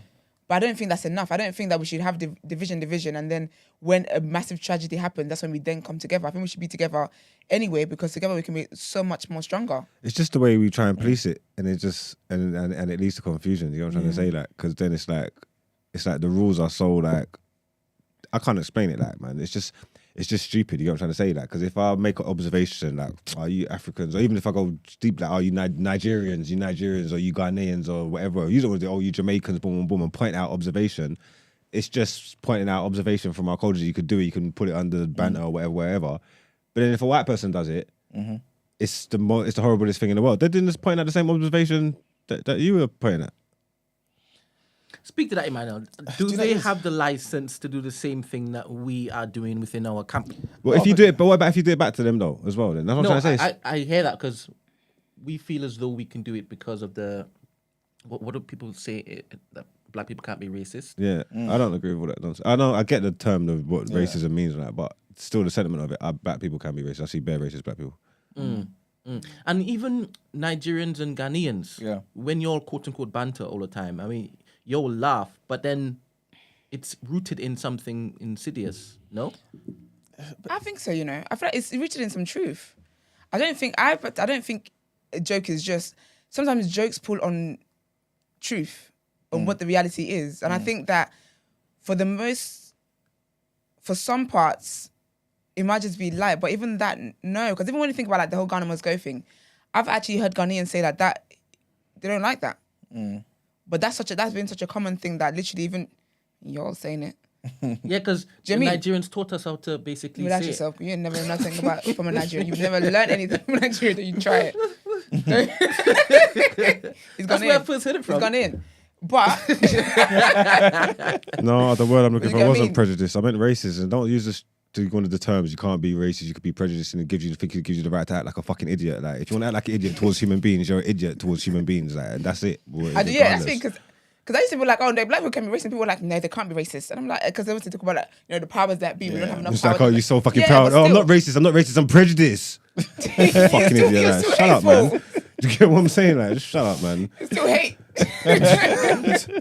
So I don't know. I feel like it does come from something, and I think a joke is funny to the person that's laughing. The other person that's victim of said thing.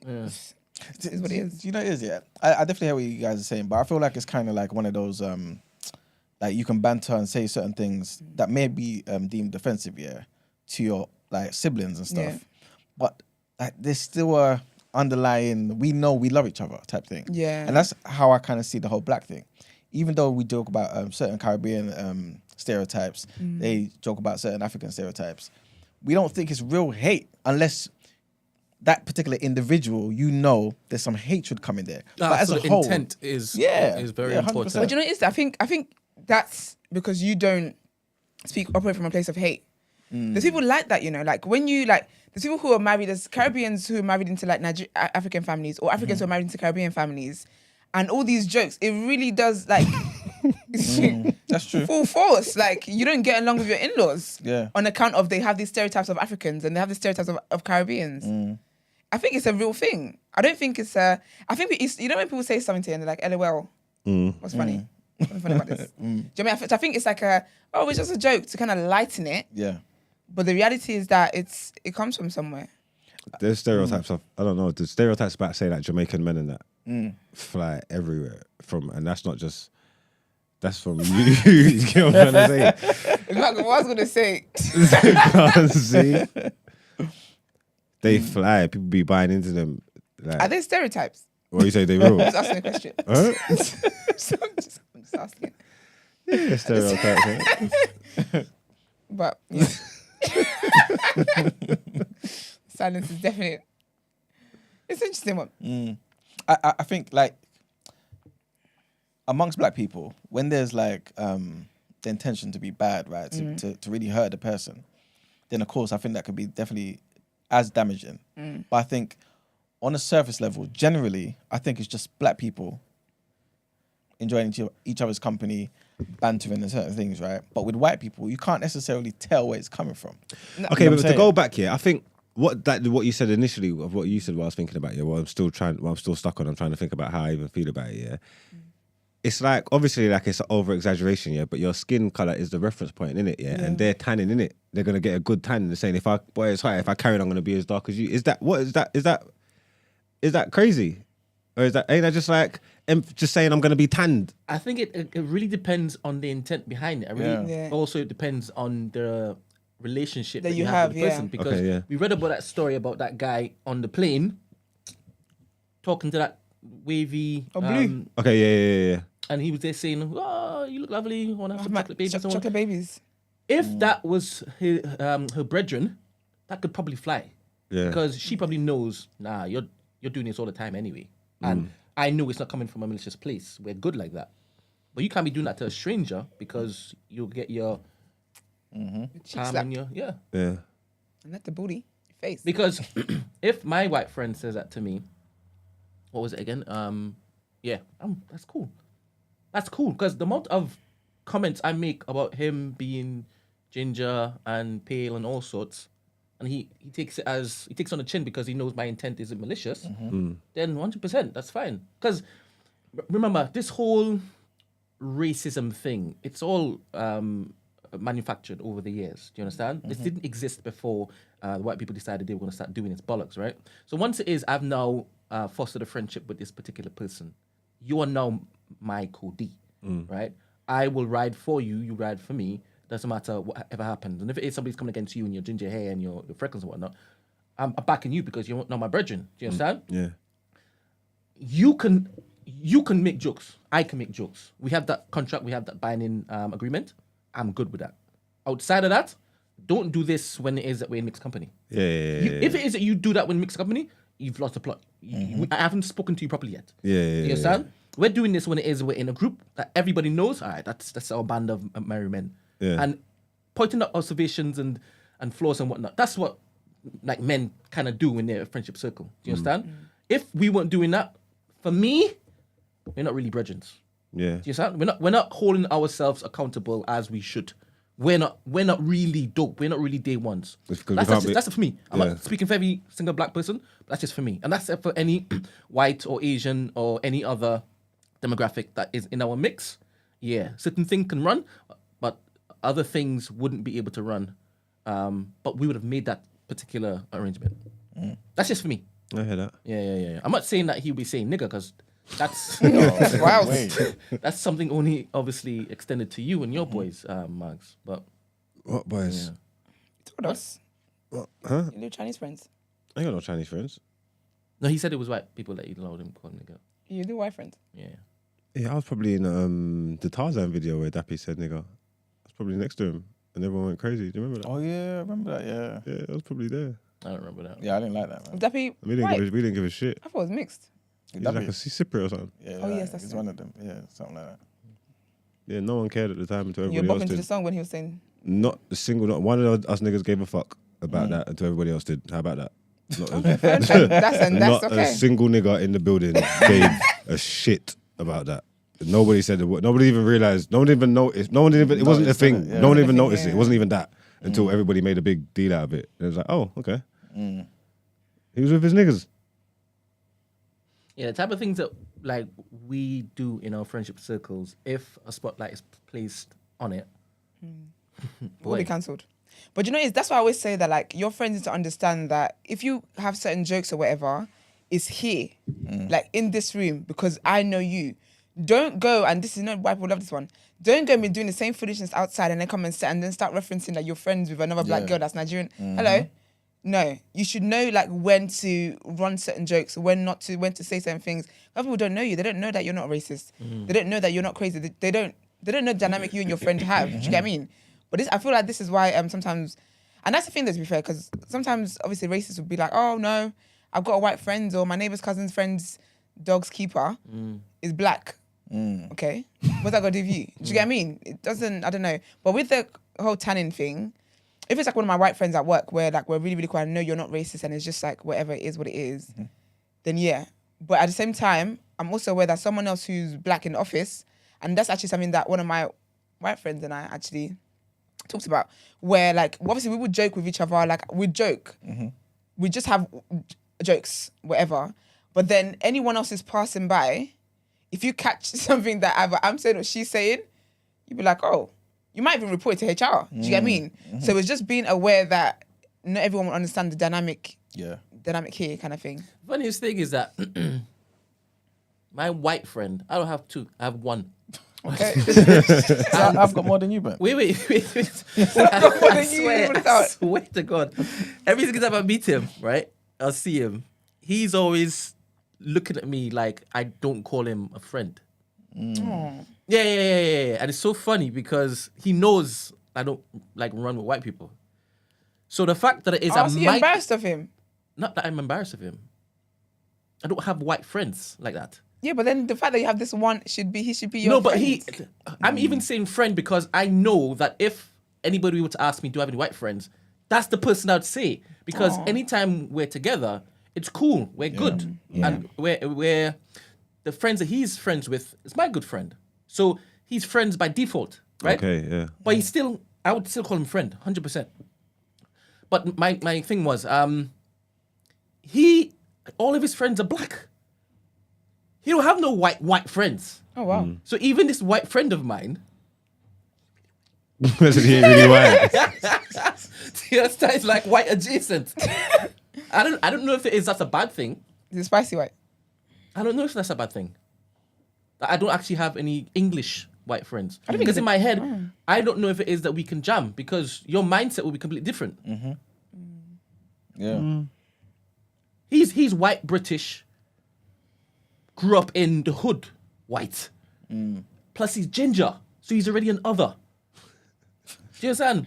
And some people say ginger people are like the blacks or the whites. Yeah. So said that? maybe I don't have any white friends. But it's, You're so Right? dumb, you know. it's funny you said that though, because obviously growing up like in the hood now, you've got white people that lived with you. You know what I'm saying?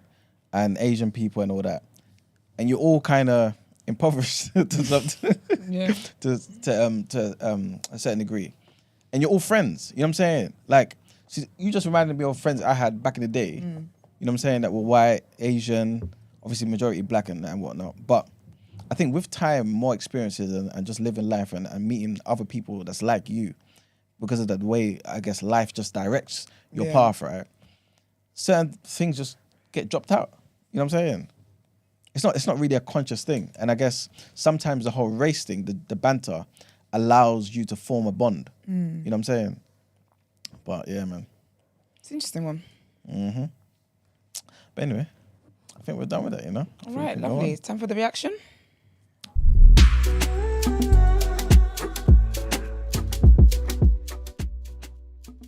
Yeah, we can double back. Yeah, you could do headline after. Yeah. Yeah, if we feel like it, innit? She's so dumb. You know, Yusuf was looking forward to talking to you yesterday. Well, I bet he was.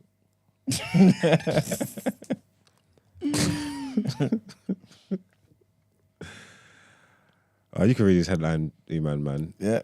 All right, cool. I watched the game, you know. You know, I'm now watching games. And you're enjoying it? Arsenal. And you're enjoying it? Only because of the result. I was pissed up until that free kick. You must have loved that. The 90th minute, that must have been exhilarating for you. And then the yellow card? Was the yellow card before the free kick? The yellow card was Before the free long kick. before the free kick. But we beat you without him already, so don't forget that. We didn't have party.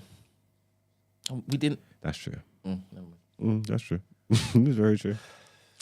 I feel like I'm going to butcher some of these names, you know. What's his name? Elise. Yes, Elise. Alright. So Elise's sensational stoppage time free kick rescued a 1-1 draw for Crystal Palace against Man United as Eric Ten Hag's side missed a chance to go second in the Premier League. They had a chance to go above City, man, but they squandered it.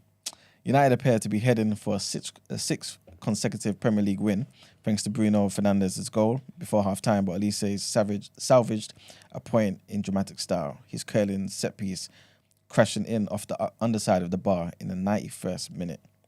David De Gea kept Palace at bay before that, the United goalkeeper making outstanding saves from Edouard and Gueye. Great.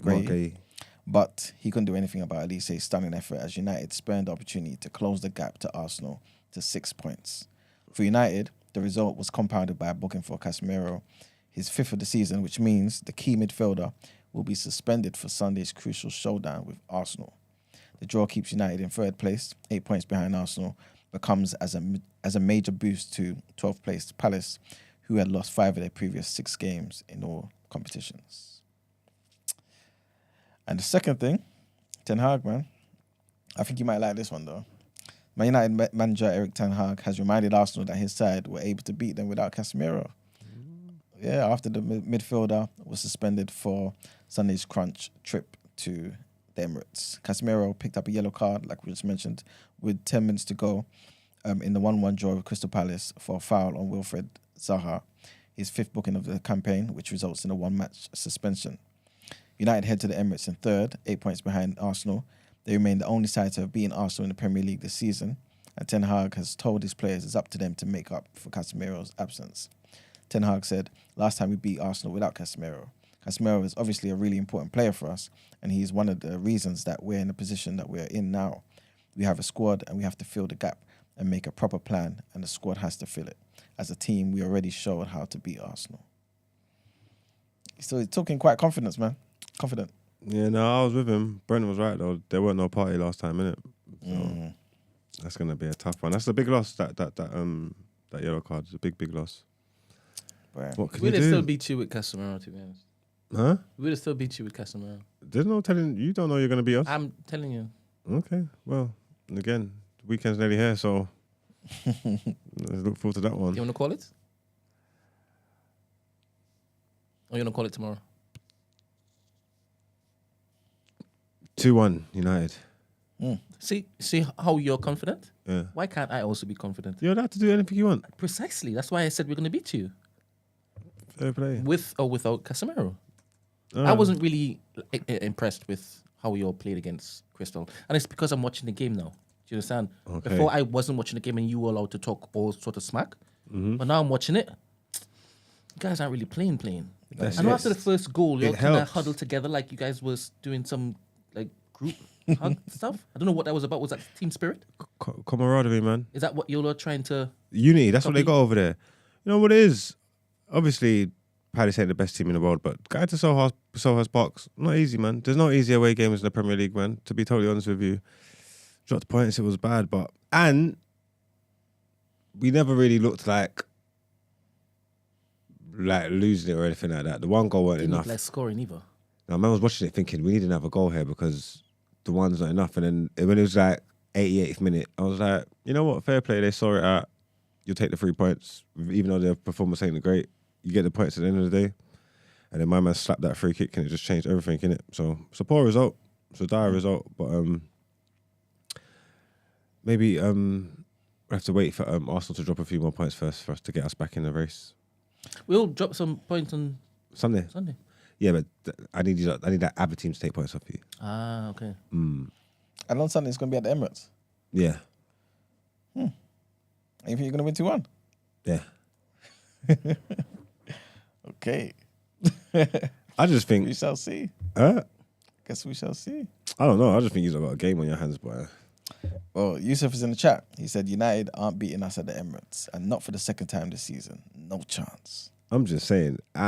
I don't know. I honestly don't know how it's going to go. But one thing I do know, you're going to have a game on your hands. You always do when it's United. You know what I'm trying to say? I watched us play City and I thought, yeah, we can play.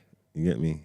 So, and it's not like Palace where you've got 11 men behind the ball and whatnot. You're not going to be at home. You're not going to play. You're not going to allow space in behind for Rashford for running to and stuff like that. This is going to be a game.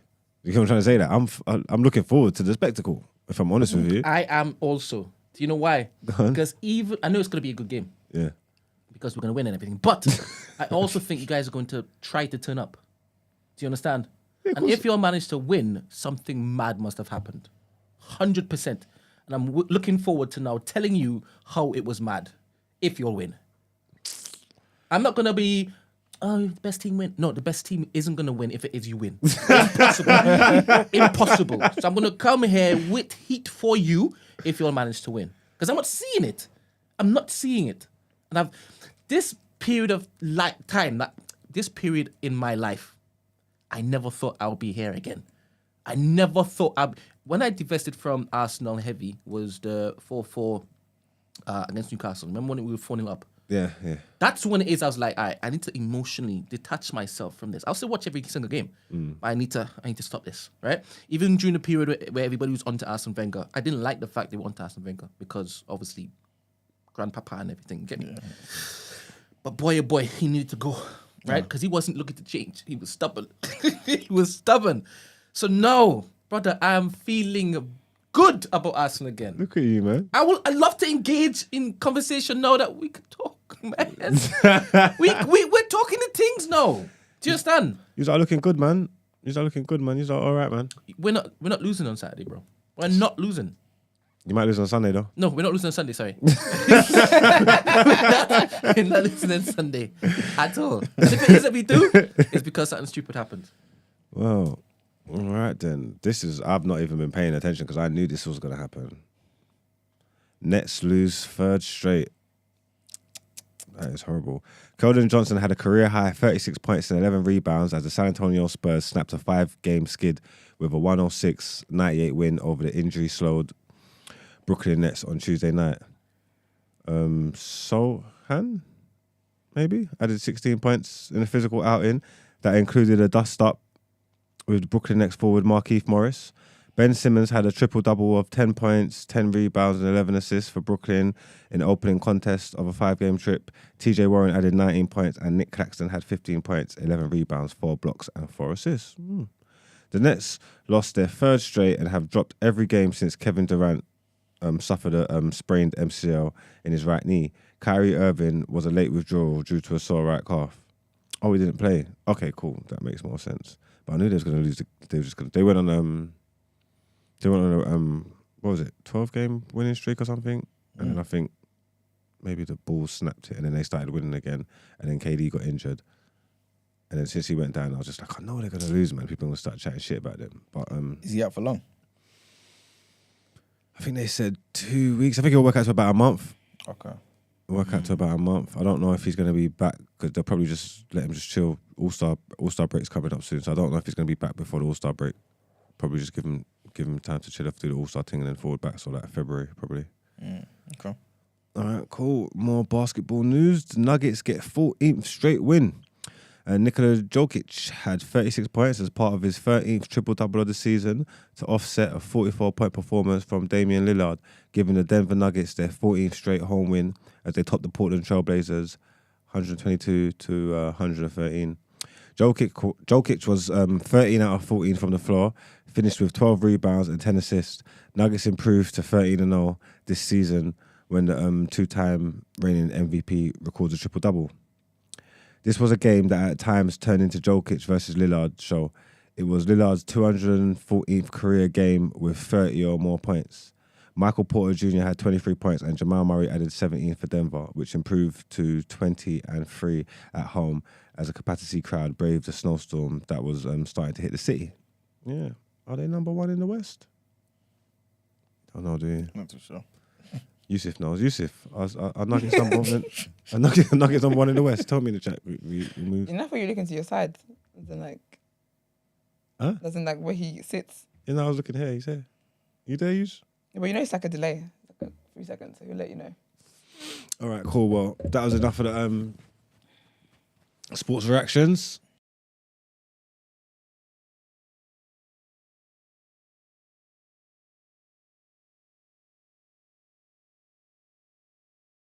Okay. All right. Continue. Next headlines. That's headlines. Next headlines. Yeah. Okay, cool. I'll text you.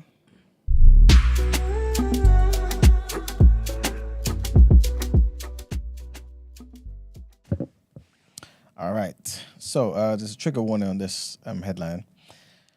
Yes, and the father of a newborn baby who police wanted to trace is a registered sex offender.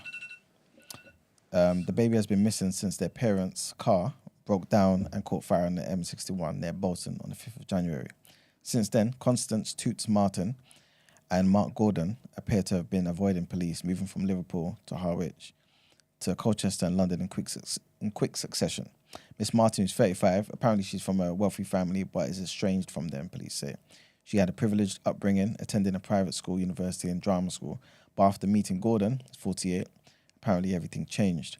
Gordon, whom she met in 2016, has been a registered sex offender in the UK since 2010, having been convicted in Florida of a rape he committed aged 14. He served some 20 years in prison in the United States before being deported to Britain. Detective Superintendent Lewis Basford of the Met Police said, "Our top priority is ensuring the safety and well-being of the newborn baby. We have no evidence to suggest that either Constance or the baby have been assessed by medical professionals. Police do not know even if the child was born prematurely or went full term.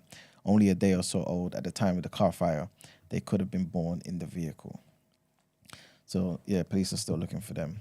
And the next headline, another trigger warning here, and this is basically a police officer, a female, a woman, who's come out and spoken about her traumatic, basically the whole process of reporting her rape, right, to the police force, and how basically she found that the investigation was even more traumatic than the incident.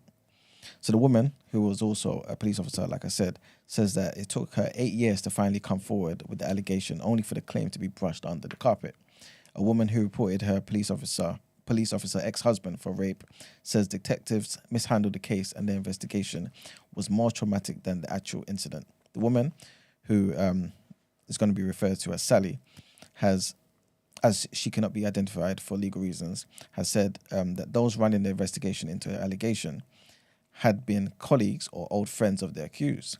Sally, who was also a police officer in the north of England, says the first person she confided in waited for her to finish her story before telling her how he had known her husband since school and had been on a team tour with him. It had taken 8 years for Sally to come forward since the rape, and she only found the courage after learning that her ex-partner was also alleged to have been violent towards his new wife. Following her allegations, Sally's husband faced both a criminal investigation and a probe by police professional standards. She said that when the criminal investigation was dropped, that seemed to be the cue to drop the internal review. She said, "I don't feel believed. I feel like it's been all brushed under the carpet."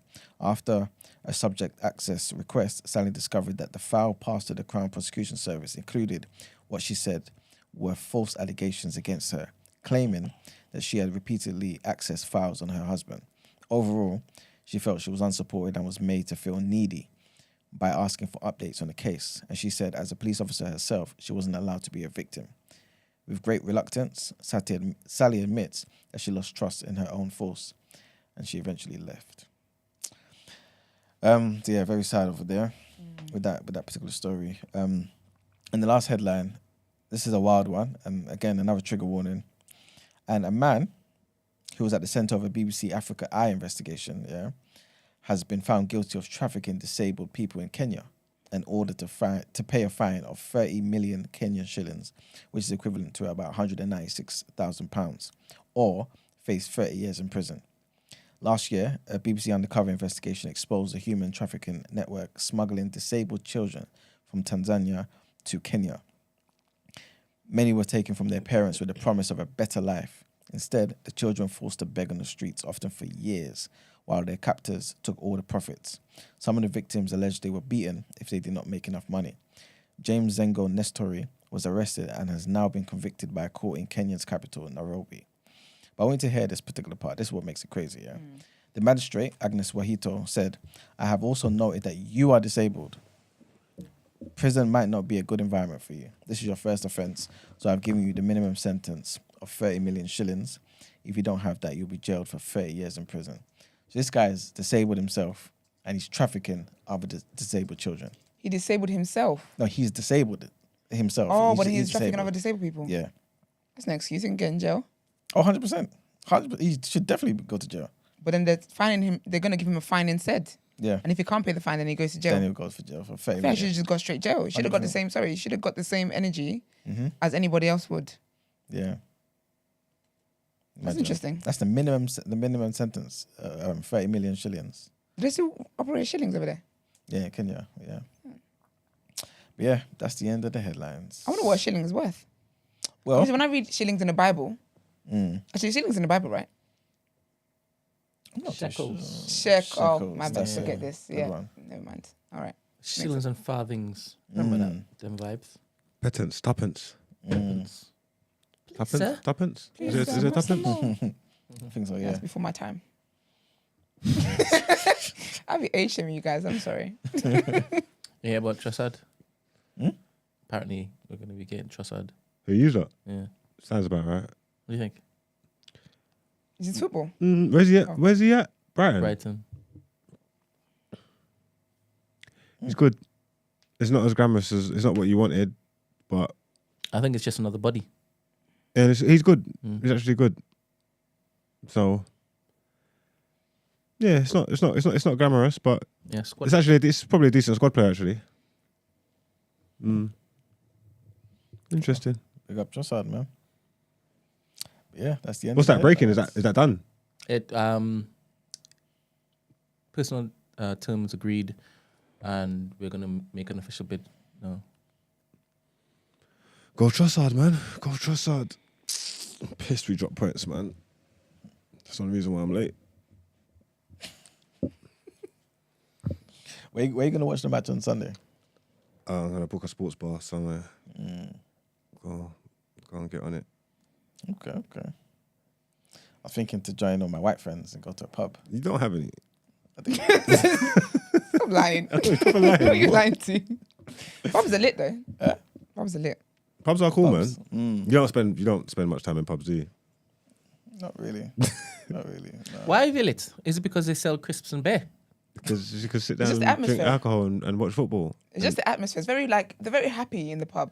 There were some Italians upstairs yesterday in the pub watching the Inter Milan game. They was going for it. And then there was outside smoking because they was all celebrating. There was about 40 or 50 of them or something like that, yeah? And then when Crystal Palace equalised, they all ran back into the pub cheering. I'm saying, what the fuck are you lot doing? Okay. Are you man idiots or something? What's going on there? We're going to smash them up. But there was too many of them. Like, do you really get so vexed over football? You can't just come in like, not like As in to resort to violence? the thought of it, maybe. I like what you said. What? Like, you could ruminate it in your head, like 100%. Yeah. But you would actually act on it unless it is you're provoked. Yeah. Okay, because fighting over football is wild. It's wild. Yeah, but it's in the You roots. fought over less, he's in. Gets the people going. Hooliganism and that. Remember the man that used to meet up? They used to meet up and go and have a little straightener, tear-ups and that. That was the culture. Football was a wild place in the 90s and that, like the terrace. What's What's it called? because- The terrace? Yeah, terraces. Terraces, there you go. That's because no one loved their 9 to 5s, right? Yeah. Government, was it Thatcher times? Yeah, probably. Yeah, times were bad for everybody. So gangs and friends and whatnot meeting up and 100%. They just wanted to be warm. Wanted stories to tell their bridges and stuff. Because it was like a script up and then they were like, until next week, right? Yeah. Yeah, man. It was a group activity. What time to be alive, man? No. No? No. Crazy. No. They banned alcohol from the stadiums and that. Remember, we used to get real raucous in there, Films and that. Firms and that. Yeah. Sounds Come good, on. innit? Yeah. To be honest, watching the documentary, he's like, something to do on the weekend. Yeah, I would have probably enjoyed it. Because when I see it, it's like, have you ever watched the War of the Marbles? Nah. How about, I can't remember the name of this thing. Go watch It's based in- Go watch Green Street. That will give it to you. Yeah. Anyway, sorry, don't air.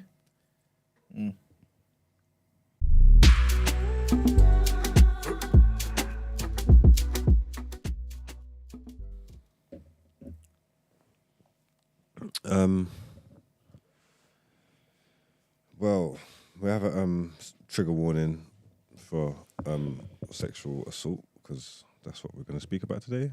So it's a real trigger warning. Here's a real trigger morning. Yeah, it's a legit one. He's in the right place and everything.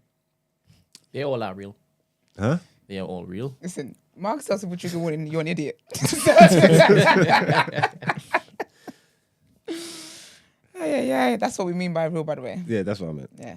Okay, cool. So today's recipient of Done At Hair is 22-year-old Ahmed Khalil. I was just reading this story and like sometimes you know when like you just read something and it makes your face screw up and it's just I just thought, yeah. This guy's an idiot, man. This guy's only young. He's 22. He's married. He's got an 11-month-old son. Oh, wow. Yeah. And he's working, he's a part-time assistant in the shop. Yeah. And he's working in the shop here. And then a little girl comes into the shop one day, and I'm calling her a little girl because I believe she was in a uniform. And it was her 16th birthday. And she was in a uniform. And she's coming to the shop, and this guy's just proceeded to just harass her, basically, like, and assault her. Like, he's all squeezed up her bum and that. And he's left her. And then he's come back past and he's tried to, like, he's sandwiched her in between the, like... The aisles. Yeah, like in one of the aisles, like, and that, like, he's just sandwiched her between them, like, pressed his whole body up on her, like, squeezed past her. Then I think at one point he's kind of, like, trapped her in, like, he's got his hands up her skirt, feeling up her thighs and thing, rubbing her up over her underwear and that. And the only reason why he stopped, yeah, is because just like a member of the public came in, so another customer came in. Do you know what I'm trying to say? Yeah. So he got startled and he jumped away, and then she can get away. You get me? Obviously, she went to the police that same evening. She didn't play no games, and then she dealt with him. But the man's only got 6 months. And like 6 months, he's gonna do 3. He could probably get tagged for them. Can you get? I don't know if you can, because certain offences they try not to. Maybe sometimes violent ones they might. There's certain offences they'll be worried about giving you a tag for. But I don't know whether sex offences are one of those ones. You know what I'm trying to say? Because in my mind, I'm saying you get 6 months. You got to do 3 of it. You could do like. You could do a couple of weeks. You could do a month or something. You get what I'm trying to say? They could do like 8 weeks on tag or something like that. I mean, do 8 weeks and come out on tag. And it's just like, yeah. I don't understand.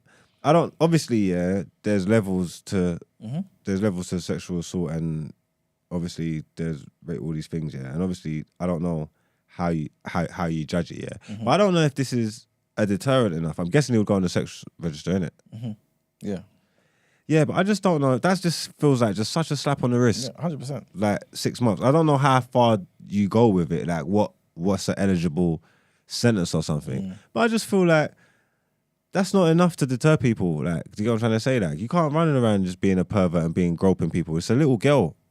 It's a little girl. It's her 16th birthday. She's essentially 15. She's in a uniform. You know what I'm trying to say? Like, if you do that and you get caught for it, there should be more than 6 months than this. Yeah, but it's because that's the thing with the law, because of what he's done. Sorry, trigger warning. But because it's like no penetration or anything like that, to just be like, well, you know, you just touched that. Do you get what I mean? As he touched, I don't know if he touched like a private and stuff, that would have had more time. They said he's touched her over her underwear. He's gone up her skirt, he's touched her thighs and stuff, and he's touched her over her underwear. So I'm guessing he's touched her private parts. You get me? Yeah, 6 months is definitely enough. Definitely not enough for a married man with a you as well. What do humans think? I don't understand. Like, yeah, he's just a sicko for real, man. You could deserve to go under the jail, but definitely, man, I don't think they dealt with you harshly enough, man. Like, honestly, like, I don't think they dealt with you harshly enough at all. So that's why I'd at least just let the world know that you're a piece of shit and just put you on blast. You get me? But it's fucked up, man. Ahmed Khalil, you are done out here. But if you don't find him in the walk, mash him up, man. No. Dead ass, man. Dead ass. You don't find him, mash him up. Where's he from? Norris Green. Where's that? Up Liverpool, that kind of way. Northern. Yeah. Innit? Yeah. Yeah, man. Find him, man. Deal with him. But yeah, I would say let's get to the outro, but I don't know what's next. Yeah. Honestly. It's so true.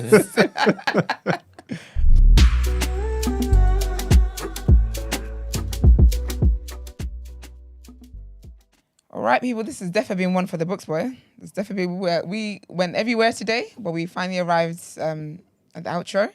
So we appreciate you guys for always tuning in. Do like the video, you guys know. Subscribe to the channel as well. And basically, Margs, someone kind of called us out in the first, we're on air for like 2 seconds. I'd barely even finished the date. And he was like, well, I'll like the video when you guys start on time.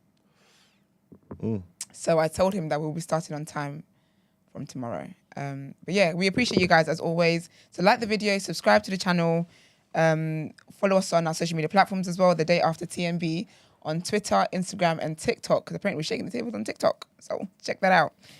You can also send voice notes and text in for asking for a friend, sis, what would you do? All that great stuff to 075-6484-1073. If you want to inquire about the show or feature on the show, email the team thedayafter@thenewblack.com. And that is all from us. We'll be here tomorrow. Wednesday, took a TikTok then. Yeah. What, the one with the white woman? Yeah. Don't be scared, Brent, man. No, it wasn't about that. No, I was watching. I heard what you Oh said. yeah, you were watching, weren't you? But people actually think E-Man's on that. That's what's the funniest thing is. It's killing me. Like, People are proper disappointed. Yeah, I'm seeing quote tweets on people, and it's like, It's so crazy, man. Crazy. The edit was too good, Brent. Edit was seamless. Well done, Brent. You said what you said. God damn, you're gonna die on. So you said what you said. We love it. Follow us on TikTok. Bye. Peace.